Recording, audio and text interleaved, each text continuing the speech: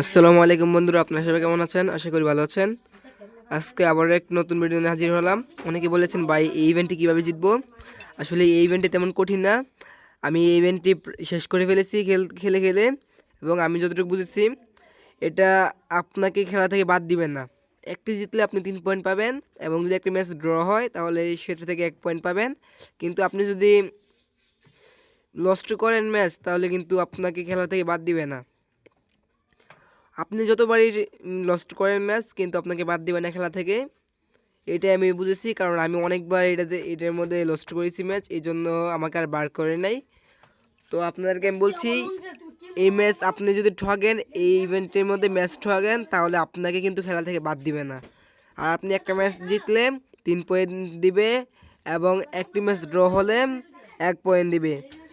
যদি আপনি 15 পয়েন্ট করেন, তাহলে আপনি 35টি কয়েন পাবেন, আর একটা ও যে রেয়ার ফিটনেস পাবেন।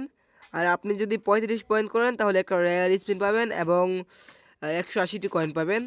এবং আপনি যদি 42 পয়েন্ট করেন, তাহলে আপনার এই ইভেন্টটি শেষ, মানে ফিনিশ, এটা আপনি জয়ী হয়েছেন। আর এই ক্ষেত্রে আপনি একটি লিজেন্ডারি স্পিন এবং 1800 মতো কয়েন পেতে পারেন। তো আশা করি সবাই বুঝতে পেরেছেন। আর এই চ্যানেলে যারা নতুন ভিডিও দেখেন, তারা অবশ্যই চ্যানেলটি সাবস্ক্রাইব করবেন, যেন আমি ভিডিও দিতে আগ্রহী হই। আর কেউ যদি না বুঝতে পারেন, তাহলে আমাকে একটি কমেন্ট করবেন, আমি আপনাদের উত্তর দিতে চেষ্টা করব। সবাই ভালো থাকবেন, সুস্থ থাকবেন। আল্লাহ হাফেজ।